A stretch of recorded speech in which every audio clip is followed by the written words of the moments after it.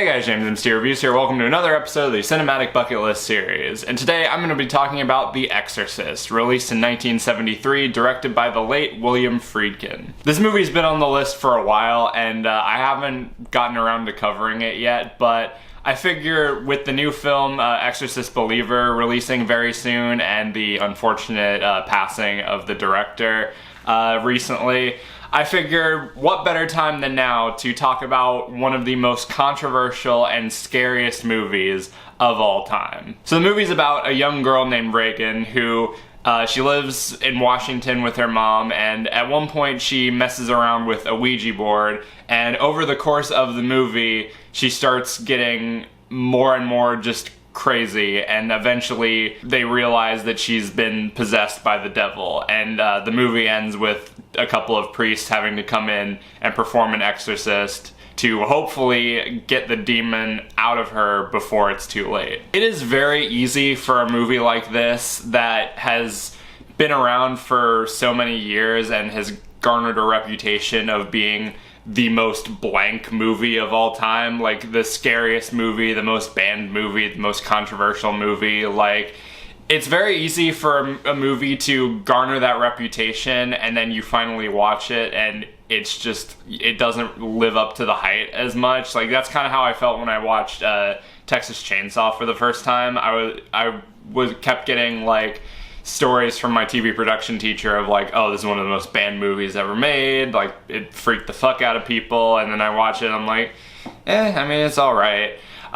This, however, I definitely think lives up to the hype. It is a really, really, really good movie. I feel like we've been spoiled in modern times with like horror movies, and we've just become really cynical, and like it's getting more and more difficult to like freak us out. So I don't know if I would necessarily classify this as like one of the scariest movies of all time, but I can definitely see like for the time, like in the early 70s, like how this would mess a lot of people up, because there is I mean, looking at it now, it's very easy to laugh at, and it's very easy to look at like some of the more hokey moments and like just laugh at how over the top it is, but putting yourself in the mindset of like an audience member in the 1970s watching this, like it's very easy to look at a lot of the imagery and especially the effects, holy shit, and get like genuinely like freaked out, because there is some really like creepy shit in this. It does a really good job at like building and escalating the situation. Like the movie doesn't even start off how you'd expect a movie like this to start off. It kind of starts off like this like archaeological dig straight out of like Raiders of the Lost Ark, and you know, this guy finds an artifact and he feels like some sort of like strange presence looming over him, and that already sets the tone of as to what kind of movie you're in for, and something very wrong is about to happen. And then you get thrust into, you know, this suburban family who is very like sort of happy and go lucky and everything like that, and then just as the movie goes on, this poor girl just descends further and further into insanity, and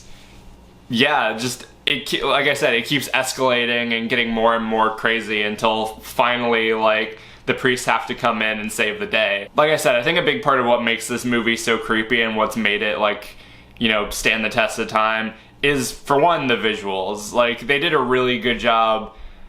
I mean, for one, the cinematography looks great, but also just like a lot of the practical effects and the way they captured these like really creepy like movements, like the spider walk down the stairs, like the prosthetics on Regan to make her look more and more fucked up as the movie goes on, the vomit, the everything like that. It looks really chilling and really cool.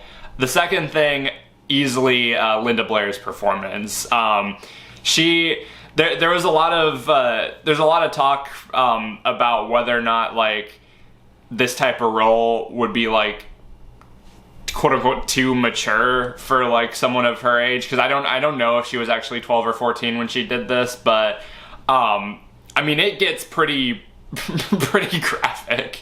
And I guess time will tell when the new one comes out how crazy that one gets. But like, it's one of those things where I could kind of see both sides of it. I could, one, definitely see how a role like this could like fuck somebody up, but at the same time I feel like it would be kind of fun to like play into that like really mature side and stuff like that. And I think she absolutely nails it. I mean, she got a Best Supporting Actress nomination for this movie. If that doesn't illustrate how good she was, then I don't know what will. She 100% captures like a girl who is like frightened and has no idea what's happening, but she can easily turn it around and be like super creepy as well. There were actually a lot of religious groups that had thrown some like shame towards her and were convinced that she actually had been like taken over by something, just because of how convincing her portrayal was. And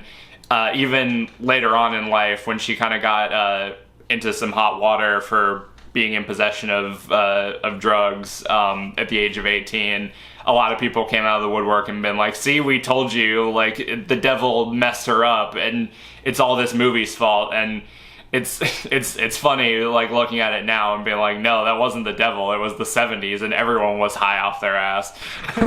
The other actors do really great too. Ellen Burstyn, I think is how you pronounce her name. She was really great as the mother. She just runs the gambit of just the absolute hysteria and like fear for her daughter's like safety, and she does really well in this. Jason Miller as well, playing Father Karras. He was great. He had a really interesting sort of development as the movie went on. And yeah, overall, like, it was just a really well-made, well-crafted, like, very creepy movie. Like, even some of the more hokey moments you kind of look at and you're going like, yeah, that is pretty twisted. Yeah, so I would definitely recommend checking this out if you haven't already. I'm glad I finally got around to watching it. I am cautiously optimistic for Believer. I haven't seen any of the other like sequels or prequels. I think there's like 4 of them. But from what I hear, I'm not missing much. Hopefully this new one turns out to be good, but even if it doesn't, I'm still glad I got to experience the original classic. So going to my ranking, I would have to give The Exorcist a 4.5 out of 5.